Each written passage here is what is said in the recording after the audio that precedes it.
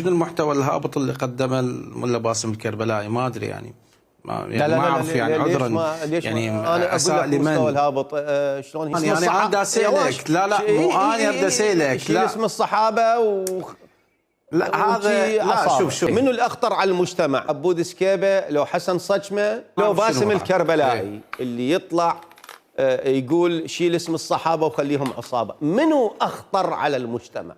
باسم الكربلائي موضوعه مختلف. قلت لك انا تخيل انه باسم الكربلائي من يطلع ويتحدث شيل اسم الصحابه وخليهم عصابه، ما راح يسيء له ناس؟ ما راح يسيء لابناء شعبك؟ لا اسمح لي، هذا موضوع دقيقه. لا هذا اكو عمليه، جرت عملية اعتراض على هذا الموضوع وقدمت دعاوى بالضد من الرجل في وقته من عدد من الأطراف، وانتهت القصة إلى القضاء.